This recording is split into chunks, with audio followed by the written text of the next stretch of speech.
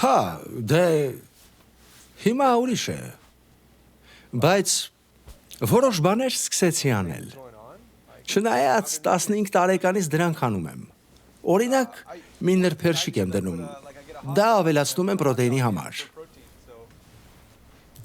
Ես հարմարավետ էի զգում իմ գործի մեջ, բայց երբեմն սկսում ես չափից դուրս հարմարվել։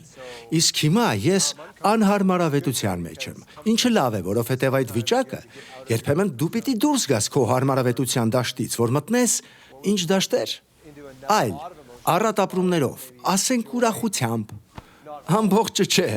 ոչ ամբողջ ուրախությունը, պիտի անկեղծ լինենք, ես ուզում եմ ձեզ հետ անկեղծ լինել։ Ոչ ոք չի ուզի գործից ազատել իր 15 տարվա լավ ընկերոջը, բայց տվյալ իրավիճակում, գիտեք, շատ գործոններ կային, օրինակ, նկարահանման պահին զանգում էին ու նա պատասխանում էր, ինչ կա, Բենն է, Բեն, մենք նկարում ենք, գիտես։ Չարազի միջից բոլոր չամիչները ջոգում ու ուտում էր։ Խումբը քանի անգամ խնդրել էր նրան, կարող ես մյուսների մասին էլ մտածել։ Ես փոխանցեցի այս ամենն իրեն։ Վերջնական որոշումը ինձնից էր կախված։ Այո։ Սակայն նա այլևս չպիտի մնա մեր նախագծում, որովհետև համբերության գավաթը լցվել էր։ Նրան ասացի, եղբայրս, ուզում ենք, որ դու գնաս։ Սկզբում տեղ չհասա, բայց հետո հասկացա, որ կատակ չէր։ Հա, մենք հիմա էլ ընկերներ ենք։ Դե ես ուշացել եմ մի քանի, չէ, այդ մի անգամը։ Մի ամբողջ շաբաթ նրան չտեսանք։ Երկուշաբթի առավոտ 10-ը գործը սկսել ենք, հեռախոսով ուղարկում եմ նրան, որ մենք նկարում ենք։ Ոչ մի պատասխան։ Բում։ Ամբողջ շաբաթ նա չկա։ Երեքշաբթի ոչ մի լուր։ Մի ամբողջ շաբաթ նրանից տեղյակ չենք, հանկարծ զանգում է ինձ, թե գիտես, ես հայտնաբերել եմ Netflix-ը։ Այնտեղ այնքան շատ տեսանյութեր կան։ Նայել եք։ Ես հասկացա, թե ինչքան փոքր էր իմ աշխարհը, երբ սկսեցի նայել այդ վավերագրական նյութերը։ Ես տեղեկանում եմ տարբեր բաների մասին՝ աղքատության, կորպորացիաների կոռուպցիայի, Էվերեստի վրա ձախողումների, շինարարության, շինարարական կոռուպցիայի, գուցե վավերագրությամբ զբաղվեմ։ Ինչ կասեք։ Ինչ եք մտածում։ Երբ աշխատում ես, ժամանակ չի լինում այդ ամենը նայելու։ Ու չեմ կարծում, թե ինձ կարող են փոխարինել։ Մենք որոշեցինք ուղղակի փոխարինել Բենին։ Այս նոր ու կատարելագործված Բենը հաստատ դուր կգա լսարանին։ Իրականում նրա անունը Բեն է։ Հետաքրքիր է, չէ՞։ Նրան չասեք, բայց այստեղ մենք նրան կոչում ենք Բեն 2։ Դու սրանից երևի չպիտի վախենաս։ Հին Բենն այնքան բոյով է, որ գլուխը միշտ խփում էր սրան, բայց դու մի քիչ ես բոյով։ Դե չինարի նման չես։ Ուզում եմ ասել, բոյն ավելի հարմար է։ Առայժմ ամեն բան լավ է։ Ճիշտ է, տեխնիկապես դեռ ոչ մի նյութ չենք նկարել նրա մասնակցությամբ, բայց մինչև հիմա նրա հետ աշխատելը տեսել եմ ու ասեմ, որ ամեն ինչ շատ լավ է, շատ դրական տղա է։ Պատրաստ ես։ Չէ, մի վախեցրի, լավ կլինի։ Լավ։ Սկսեցինք։ Այսպիսով ալֆան ուսուցումների շարք է, որ առիթ է տալիս մեզ քննարկելու տարբեր հիմնահարցեր, ինչպիսիք են կյանքը եւ Աստծո հանդեպ հավատքը։ Ինչ պիտի ասեի։ Կկարողանաս, նորմալ է։ Կյանքի ու Աստծո մասին։ Եվ Հիսուսի։ Այո, ալֆան շարք է կյանքի հիմնահարցերի մասին։ Անգամ մոտ չէր։ Դու ուղղակի իմ ասածը կրկնեցիր։ Կյանքը եւ Աստծո հանդեպ հավատքը։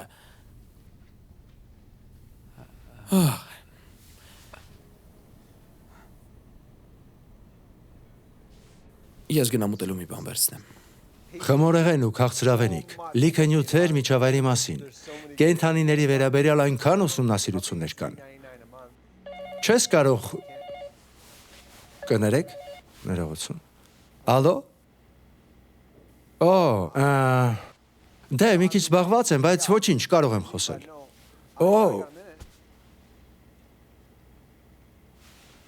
Լավ։ Հա, ուղղակի հնդիր է։ Նկատի ունեմ լավ է, շատ լավ է։ Ես էլ քեզ եմ կարոտում։ Ուրիշի հետ ես խոսում։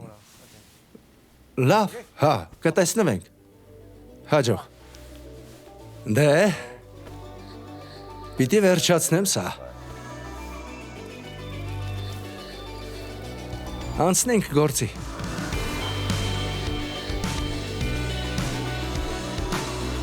Ինձ դուր են գալիս վիդեոները։ Ես սիրում եմ վիդեոներն ու նոր մարդկանց հետ շփումը։ Ամեն շաբաթ մարդկանց հետ շփվելը, նրանց ճանաչելը։ Դա պաշտոնապես անպաշտոնական է։ Առատ ուտելիքն է լավ, տեսանելից առաջ մի քիչ շփոթ։ Շատ հետաքրքիր էր օրինակ ճանաչել մյուսներին, Նրանց հավատքը, թե ինչպիսին է նրանց կյանքը դպրոցից դուրս հարցերը։ Որոշ հարցերի պատասխանը ես չգիտեի եւ հետաքրքիր էր մյուսների հետ դրանք բացահայտելը։ Շատ հարցեր թեթև էին սկզբից, որը թույլ տվեց, որ հանգիստ լինեմ ու մտածեմ իմ կյանքի տարբեր ոլորտների մասին։ Մարդկանց հարցերը լսելը, իմանալը թե նրանք ինչ են մտածում հավատքի ու այդ Երբ խմբով եք աճում հավատքի մեջ, դա մտերմացնում է ձեզ եւ ճանաչողության ավելի խորին մակարդակ է ձեռք բերում։ Ինձ դուր էին գալիս մեզ տրվող հարցերը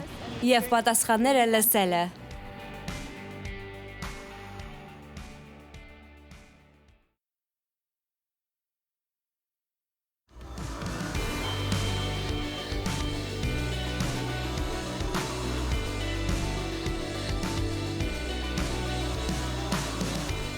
Այսօր Ալֆայի վերջին նկարահանման օրն է եւ վերջին դասը։ Մենք հաճույքով մասնակցեցինք այս նախագծին եւ հուսով ենք, որ դուք էլ վայելեցիք այս ընթացքը։ Գիտեք, Ալֆայում ինձ դուր է գալիս մասնակիցների միջև ստեղծվող մտերմությունը։ Սկզբում, երբ մեծ մասը անծանոթներ են, անխոս, առաջին շաբաթվա զրույցները հաճախ ուղղակի անհարմարություն են առաջացնում, բայց վերջում դու քո մտերիմներից շրջանում ես ու քեզ լավ ես զգում, եւ ընկերությունը այսօրվա դասի հիմնական մասերից է։ Իսկ այսօր մենք խոսելու ենք եկեղեցու վերաբերյալ։ Դե եկեղեցու մասին մտածելիս մտերմությունը գուցե առաջին բանը չէ, որ գալիս է մտքիդ, այլ հովիվը կամ քահանան, երգչախումբը, յուրատեսակ պատուհանները, կիրակի առավոտյան արթնանալը, հնագույն կառույցները եւ այլն, բայց եկեղեցին այդ ամենից շատ ավելի վեր է։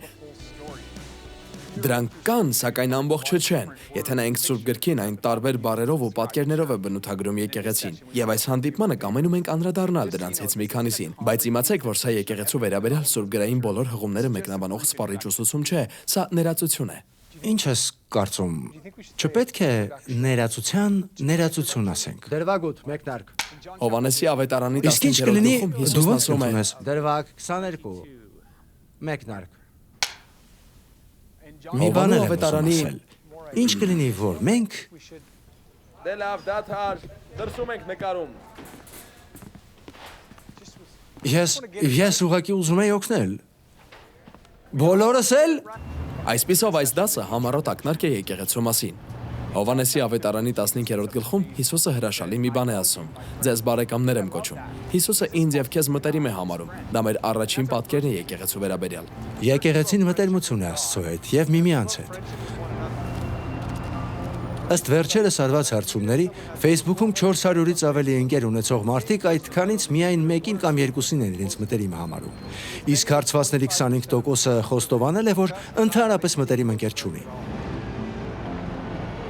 Մեզ համար նախատեսված փոխհարաբերությունը բնութագրելիս նոր կտակարանը գործածում է հունարեն կոյնոնիա բառը, որը վերաբերում է իսկական ազնիվ ու խորին մտերմությանը։ Դա այնպիսի համայնք է, որտեղ կարող ես լինել ինչպիսին որ կաս, որտեղ ընդունված ու սիրված ես։ Եբրայեցիս թղթում ասվում է.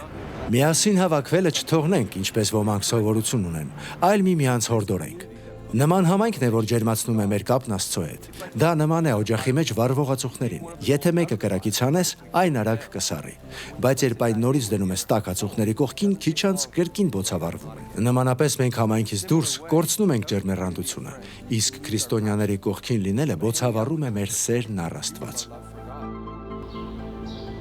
Եկեղեցու վերաբերյալ երկրորդ պատկերն ընտանիքն է։ Ինչպես կարող ես ասել ես Աստծուն սիրում եմ, բայց եկեղեցին չեմ սիրում, երբ եկեղեցին Աստծո ընտանիքն է։ Այն շինություն չէ, որ գնում ես, այն ընտանիք է, որին պատկանում ես։ Հովհաննեսը գրում է. ով հավատում է, Աստծո զավակ է։ Այսինքն, երբ Քրիստոսին ենք գալիս, մենք ձեռք ենք բերում հայր երկնքում եւ ընտանիք երկրի վրա։ Եվ դա ողջ երկրագնդի մասշտաբով է։ Այն, ինչ սկսվեց Իսրայելում 2000 տարի առաջ, տարածվեց ամբողջ աշխարհով մեկ։ Եկեղեցին տիեզերական է եւ լի է բազմազանությամբ։ Աստված ի սկզբանե մտադիր էր մարդկանց միաբանել Քրիստոսի շուրջը իբրև ընտանիք։ Եվ այդ ընտանիքի անդամ լինելը որոշում է ոչ թե ֆիզիկական, այլ հոգևոր ծննդով։ Հիսուսն ասաց, որ պետք է ծնվել ջրից ու հոգուց։ Հիսուսն ինքը մկրտվեց եւ իր աշակերտներին պատվիրեց մկրտել։ Մկրտությունը եկեղեցու անդամը դառնալու տեսանելի ապացույցն է։ Դա խորհուրդ է։ Ջուրը խորհրդանշում է մեղքից լվացվելը, մաքրվելը։ Այն խորհրդանշում է նաեւ Սուրբ Հոգուն, ով կյանքի ջրի գետն է։ Մկրտությունը եւս մի բան է խորհրդանշում։ Մեռնել է հին կյանքի համար եւ Քրիստոսի հետ հարություն առնել է նոր կյանքի։ Իմ անունը Լուիս Անտոնիո Թագլի է, բայց մտերիմներս ինձ անվանում են Չիտո։ Բոլոր մշակույթներում ընտանիքը առանցքային է։ Դա այնտեղն է, ուր պատկանելության զգացում ունես, ուր դու մենակ չես, ուր ոմանք քեզ իրենցն են համարում, եւ որտեղ նաեւ քո սիրտն է բացվում մարդկանց հանդեպ։ Իհարկե ընդունված է ընտանիքը արյունակցական կապով որոշել, սակայն եկեղեցին ընտանիք է, որտեղ նաեւ քո պատկանելությունը մյուսների հետ Հիսուսով միաբան դառնալու պատճառով է առաջանում։ Անձամբ ինձ համար ընտանիքը ոչ միայն պատկանելու եւ մենակ չզգալու տեղ է, այլև համայնք է, որտեղ կարող ես լինել բնական։ Օտար մարդկանց առջև դու ջանք ես անում որոշակի ձևով ներկայանալ, սակայն ընտանիքում դու կարող ես չթաքցնել քո հոգնածությունը, միայնակությունը, նեղվածությունը եւ այլն, ու միաժամանակ չվախենալ, որ քեզ դուրս կանեն այնտեղից։ Ընտանիքին բնորոշ բաներից մեկն էլ ներելու կամքն է։ Ահա դա է եկեղեցին։ Խաղաղություն, պատկանելություն եւ հաշտություն Հիսուս Քրիստոսով։ Մեր Քրիստոսի մարմինը եւ Աստծո ընտանիքը լինելու իրողությունը դա սարքովի չէ։ Դա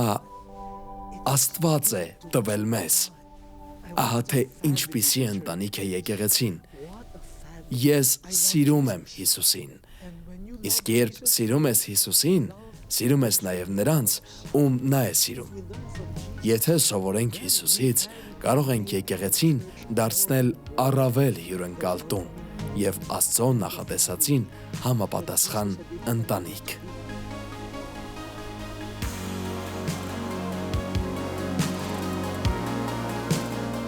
Ես երբեք եկեղեցում չեմ եղել, ոչ մի անգամ, իրոք։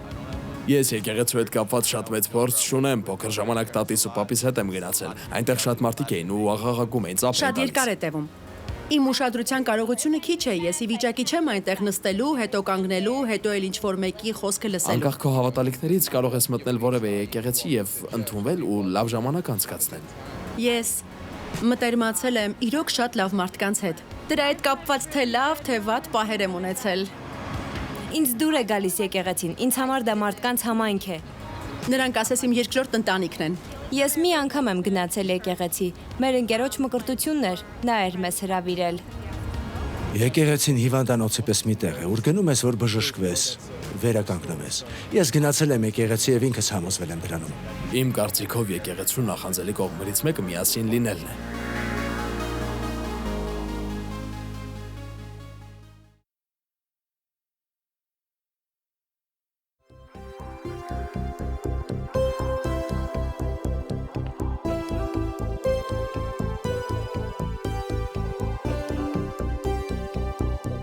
Եկեղեցուն վերաբերող երրորդ պատկերը տունն է։ Այս պատկերն ունի երկու հիմնական իմաստ։ Եկեղեցին մեր տունն է, բայց այն նաև Աստծո տունն է։ Հին ուխտուն նյութական տաճարը Աստծո տունն էր։ Աստծուն հանդիպելու համար մարդիկ տաճար էին գալիս։ Նոր ուխտում եկեղեցին նյութական կառույց չէ, ինչպես ներկայացնում է Պողոսը, այն մարդկանց համայնքն է։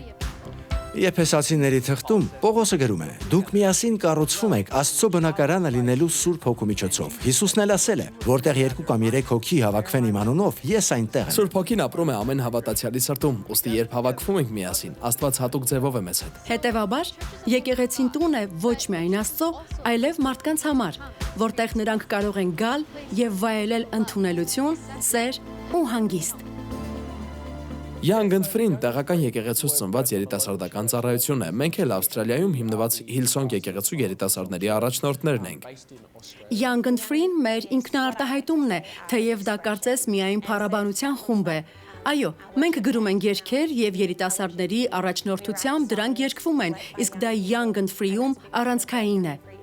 Երիտասարդների հետ շփվելիս մի հետաքրքիր բան եմ նկատել, որ դժվարության հանդիպելիս շատերը մեկուսանում են, ինչը ասես նշանակում է, որ ուրիշ ոչ ոք նման խնդիր ասես չունի։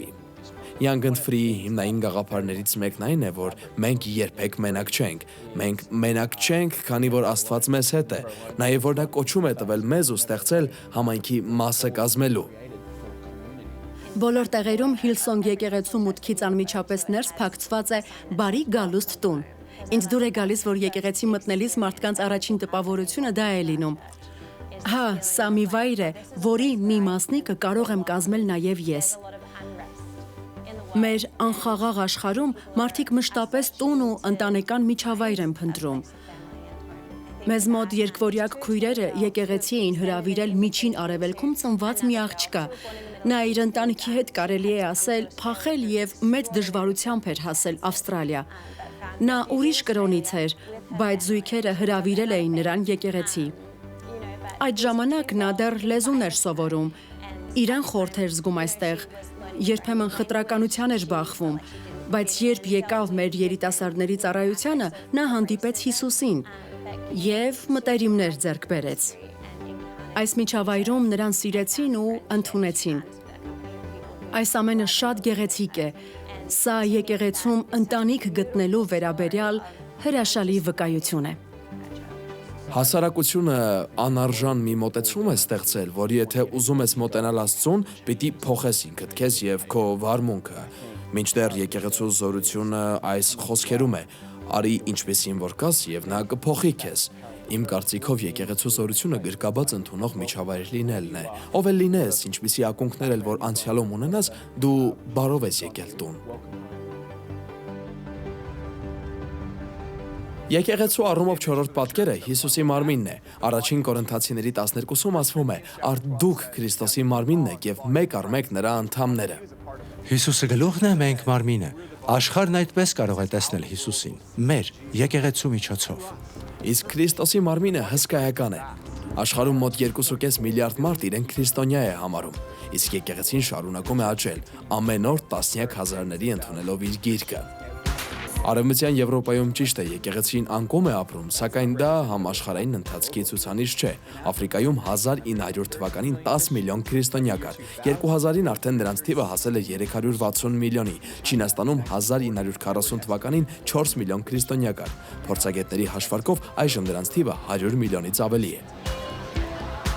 Այսօր քրիստոնեությունը առավելապես ընդունում են երիտասարդները։ Լեհաստանում երիտասարդության օրվա առթիվ մոտ 3 միլիոն երիտասարդ էր հավաքվել Հիսուսի անվան շուրջ։ Դա հրաշալի ժամանակ էր, բայց մյուս կողմից էլ միլիոնավոր քրիստոնյաներ աշխարհում չունեն պաշտամունքի այդպիսի ազատություն։ Հավատացյալների դեմ հալածանքը պատմական հիշողություն չէ։ Դա այսօր էլ է տեղի ունենում տարբեր երկրներում։ Վերջին 100 տարում ավելի շատ քրիստոնյա է նահատակվել, քան նախկին բոլոր դարերում միասին վերցրած։ Սակայն անգամ ամենաթշնամի վայրերում եկեղեցին շարունակում է ապրել ու անխափան աճել։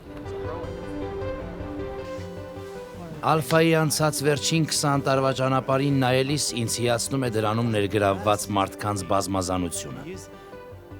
Մենք սկսել ենք Լոնդոնի մի անգլիկան եկեղեցում, իսկ այսօր այն անցկացվում է 100-ից ավելի երկրներում, բազմաթիվ լեզուներով, տարբեր եկեղեցիներում ու հարանվանություններում։ Մենք Քրիստոսի մարմինն ենք, իսկ մարմինը չի ուզում մասնատված լինել։ Միաբանությունը մեծ զորություն է, բայց այն չի նշանակում միաձևություն։ Իհարկե, մեր միջև տարբերություններ կան, եկեղեցին տարբեր մասեր ունի, որոշ հարցեր պիտի քննարկվեն, սակայն մենք շատ բան ունենք իրարից սովորելու։ Այն, ինչը միաբանում է մեզ, անսահմանորեն մեծ է նրանից, ինչը բաժանում է մեզ։ Ցավոք, տարիների ընթացքում եկեղեցին բազմաթիվ բաժանումների է ենթարկվել։ Սակայն ես մի հրաշալի բան եմ նկատել. Սուրբ Հոգին հիմա ողջ աշխարհում միաբանում է քրիստոնյաներին բոլոր եկեղեցիներից ու շարժումներից։ Մարդիկ սկսում են հասկանալ, որ մենք պետք ենք միմյանց։ Եկեղեցին բազմակողմ է, սակայն միաբան լինելու կարիք ունի։ Այդ միաբանության մի դրսևորմանը ականատես եղանք մեր առաջնորդական համաժողովին։ Մարդիկ բոլոր տեղերից հավաքվել են հանուն Հիսուսի։ Բուքիթ Բիթանգի Սուրբ Երրորդություն եկեղեցի։ Բարև, իմ անունը Քրիստիան է, ես Կոլումբիայից եմ, ապրում եմ Բրազիլիայում։ Ես անգլիկան arczepiskopos եմ։ Կաթոլիկ եկեղեցու arczepiskopos Լեյգոսում, Նիգերիա։ Ես ծառայում եմ Բուքիթ Բիթանգի Սուրբ Երրորդություն եկեղեցում, Կուալա Լումպուր։ Ես Հարավային Ամերիկայի Կոլումբիայից եմ։ Հարավային Աֆրիկայից։ Հոնոլուլուի առաջին երիտասարդական եկեղեցու հովիվ պատվելի եմ։ Queridos hermanos, la desunión es una herida en el cuerpo de la Iglesia de Cristo y nosotros no queremos que esa herida permanezca. Y me viene a la mente decir algo que puede ser una insensatez o quizás una herejía, no sé. Pero hay alguien que sabe que pese a las diferencias somos uno y es el que nos persigue. El que persigue hoy día a los cristianos sabe que los cristianos son discípulos de Cristo, que son uno, que son hermanos.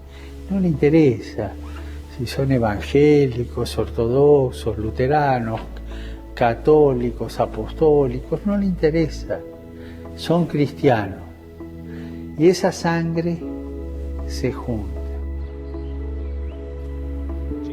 Հիսուսն աղոթեց եկեղեցու միասնության մեր մեկ լինելու համար, որպեսզի աշխարհը կարողանա հավատալ։ Պարակտված աշխարհում միաբան եկեղեցու կարիք կա, իսկ երբ այդպիսի եկեղեցին նաև սկսում է գործել Հիսուսի կամքի համաձայն, աշխարհում հույսի ու բժշկման հզոր աղբյուր է բացվում։ Միաբան եկեղեցում բոլորն անելիք ունեն, աղոթում են, տալիս են, ծառայում են։ Աշխարհում եկեղեցին ամենամեծ բարեգործական միավորն է, որը պայքարում է անարդարության, օրինակ մարդավաճառության, ստրկության դեմ, ծառայում է բանտարկյալներին, օգնում նախկին հանցագործներին, մասնակցում է սնունդ, մաքուր ջուր ու կրթություն տրամադրելու գործին, ձեռք է մեկնում մոլուցքին գերի ու դժբախտացած մարդկանց։ Աստված իր ողջ մարմինն է պատվիրում օգնել վիրավորին, հուսադրել վհատվածին եւ սիրել միայնակին։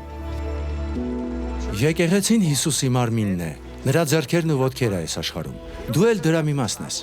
Եվ պարտադիր չէ ուրիշ տեղ գնաս եկեղեցու միջոցով Աստծո արած գործին մասնակից լինելու համար։ Ոչ էլ պարտադիր է սпасել, որ տարիքով ավելի մեծ, ավելի ուսյալ կամ ավելի ազդեցիկ դառնաս։ Դու կարող ես սկսել հիմա քո գտնված տեղում, կրթության վայրում, աշխատանքի տեղում, տանը, ընկերներիդ հետ։ Աստված այդտեղ քեզ դրել է, որ քո շրջապատի մարդկանց կյանքում փոփոխություն բերես։ Եկեղեցու վերաբերյալ մեր նայելիք վերջին պատկերը սերն է։ Աստվածաշնչում եկեղեցին երբեմն ներկայացվում է որպես Քրիստոսի հարս։ Եփեսացիների 5-րդ գլխում գրված է. «Ամուսիններ, սիրեք ձեր կանանց, ինչպես որ Քրիստոսն էլ եկեղեցուն սիրեց, ու իր անձը նրա համար մատնեց»։ Հիսուսը մեզ սիրում է ինչպես Փեսան է սիրում իր հարսին։ Նա իր կյանքը դրեց մեզ եկեղեցու համար։ Աստված սիրում է քեզ անպայմանորեն, սրտանց ու հարատև։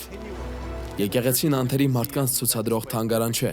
այն ավելի նման է հիվանդանոցի, վնասված ու կոտրված մարդկանց համար։ Այնտեղ դու կարող ես ապաքինում եւ սեր գտնել։ Այո, եկեղեցին պիտի հայտնի լինի իր սիրով։ Մեր դռները միշտ պետք է բաց լինեն բոլորի առաջ, անկախ նրանց անցյալից, ծագումից ու կարգավիճակից։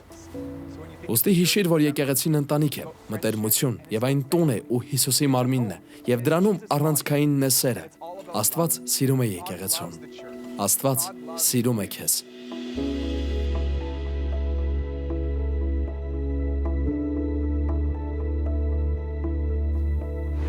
Կասեի ես նայեմ, որ չի երևում, միայն ջրից դուրս ցցված նրա ոտքերը կարող եք տեսնել։ Ես Աստծո հետ փոխհարաբերության մեջ եմ, բայց շատ հաճախ չգիտեմ, թե ինչ եմ անում։ Դե փորձում եմ լողալ, բայց արդյունքում ընդհանրապես ոտքերս ջրից դուրս են ցցվում, չգիտեմ։ Ես երևի սեղանի մոտ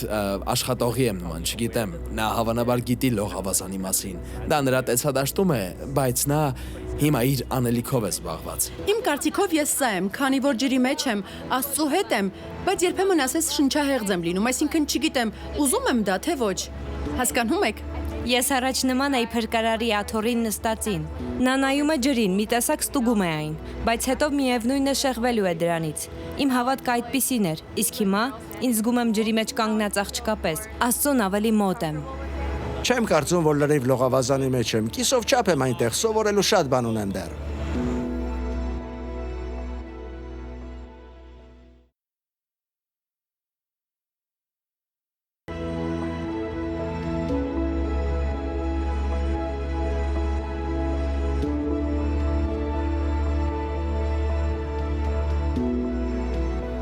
Հիսուսն ասաց. «Ես եմ ճանապարհը, ճշմարտությունը եւ կյանքը»։ Նաեւ ավելացրեց. «Ես եկա, որ նրանք կյանք ունենան եւ առատապես ունենան»։ Աստված սիրում է քեզ անսահմանորեն։ Հիսուսն իր կյանքը տվեց քեզ համար։ Դա ամենաազդեցիկ պատգամն է աշխարհում։ Եթե անգամ ոչինչ չտանես քեզ հետ ալֆայից, սա անպայման վերցրու։ Աստված սիրում է քեզ։ Հավատում եք թե ոչ, մեր համատեղ ճամփորդությունը հասավ ավարտին։ Առաջին հանդիպմանը մենք ասացինք, որ ուզում ենք ձեզ հետ ճամփորդություն սկսել, ինչը իմ ու Ջեյսոնի համար իսկապես պատիվ էր։ Ալֆային մասնակից լինելն ու ձեզ հետ ունեցած ընթացքը մեզ համար մեծ հաճույք եւ ուրախություն էին։ Համոզված ենք դուք հաճելի քննարկումներ ունեցաք, նոր ընկերներ ձեռք բերեցիք եւ Աստծո անզուգական սիրո մի կայծ ընդունեցիք։ Ալֆան միայն սկիզբն է։ Ճանապարհը առջևում է։ Հիսուսին հետևելը լավագույն կյանքի ընթացք է։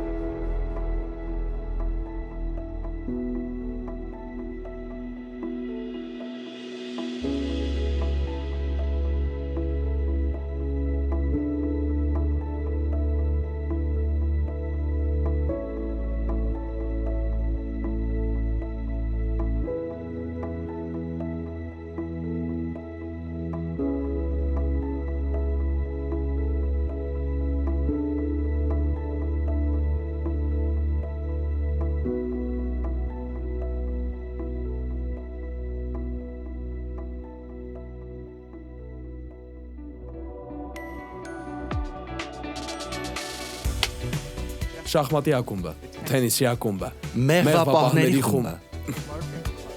ԿԴ ակումբը, ծաղիկների փոշոտումը։ Սպասիր։ Կարող ես ինձ հետ գալ շաբաթ օրերը 10-ից 12-ը։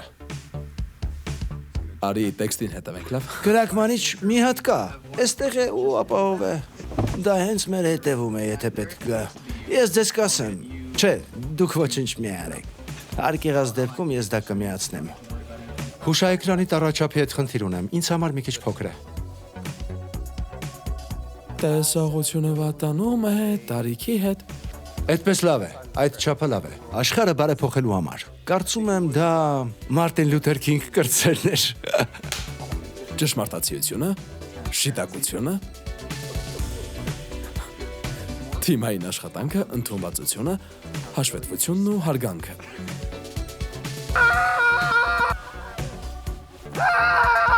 Կարող եմ հագուստը վերցնել, մենք դեռ ուրիշ գործեր ունենք ու էլի կադրեր ունենք նկարելու։ Ես մտածել եմ, թե ինչպես կարելի է գործածել այս Շատ լավ, կարող եմ մի պահ վերցնել, լավ։ Դուք եք մտածել։ Ահա, նաև հագուստը տվեք։ Արի։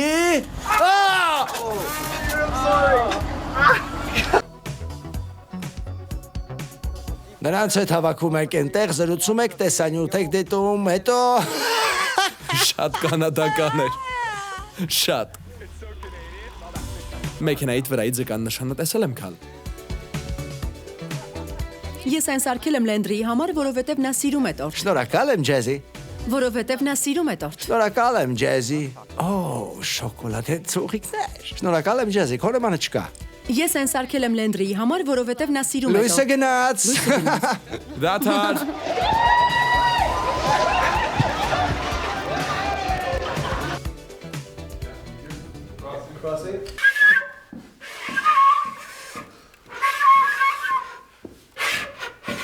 Լավ է, նկարված է։ Մի քիչ էլ ինձ տվեք։ Ինձ էլ թողեք։